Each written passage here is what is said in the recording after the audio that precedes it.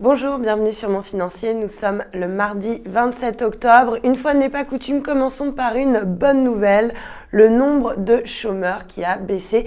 Alléluia, on a envie de dire. Alors fin septembre, le nombre de chômeurs a donc reculé de 25 000 en catégorie A. Alors 25 000, ça paraît peu et pourtant, c'est le plus fort repli depuis 8 ans. Alors, est-ce qu'on peut dire qu'on est les meilleurs ? Pas vraiment, hein, vous le savez, puisque toute catégorie confondue, finalement, la baisse n'est que de 1000 demandeurs d'emploi. On reste donc très loin des taux qu'on peut connaître en Allemagne ou en Grande-Bretagne, même à l'Elysée. D'ailleurs, on refuse de verser dans le triomphalisme, des réactions assez prudentes. Ce qu'on entend, c'est qu'il faut attendre que la baisse se confirme au fil des mois.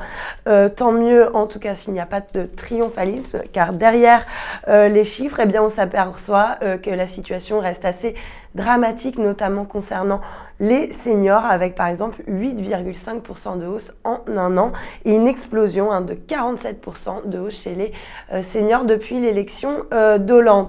Le Parisien nous alerte sur la situation critique du système des retraites. Alors, on savait pourtant que le système n'allait pas bien. Alors, ce que nous dit le Parisien, c'est qu'il y a des milliers de retraites qui restent impayées, des milliers de personnes qui attendent donc de toucher leur premier euro de leur pension pendant plusieurs mois, voire plusieurs années. Voilà, vous savez ce qu'il vous reste à faire, préparez le plus tôt possible votre retraite. D'ailleurs, le chiffre du jour, c'est celui de l'assurance vie.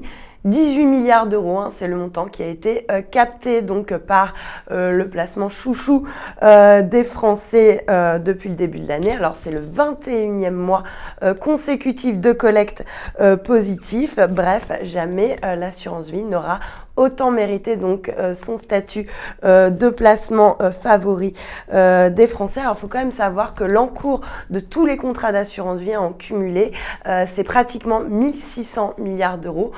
C'est pratiquement le montant de la dette publique française. Donc voilà, chers épargnants, vous êtes riches, addicts. Oui, la dépendance des marchés à l'égard des banques centrales, elle, n'est pas prête de s'arrêter. Alors toutes les semaines, on attend une banque centrale. La semaine dernière, c'était la BCE. Cette semaine, on attend la Banque centrale américaine qui devrait d'ailleurs, on vous donne un scoop maintenant, ne rien annoncer du tout. Et puis en Europe, les marchés, eux, sont convaincus que les forces de la déflation et l'atonie de la croissance vont pousser Mario Draghi, le patron de la BCE, à ouvrir un peu plus grand les vannes du crédit. Le problème finalement, ce n'est pas tant que les marchés soient addicts aux liquidités. Ce qui devrait nous alarmer, c'est que les banques centrales du monde entier ont beau déverser des milliers de milliards d'euros, de yens ou encore de dollars, on attend encore l'impact positif sur l'économie réelle. Un petit mot sur Air France, la compagnie française qui veut mettre en place 3 contrats de travail différents. Les syndicats sont déjà en ordre de bataille. Les chemises vont voler. Et puis on termine avec l'Organisation mondiale de la santé qui a jeté un pavé dans la mare hier en classant la viande rouge et la charcute dans les produits cancérigènes. Voilà, on ne peut plus rien manger. Voilà, c'est tout. Passez une excellente journée.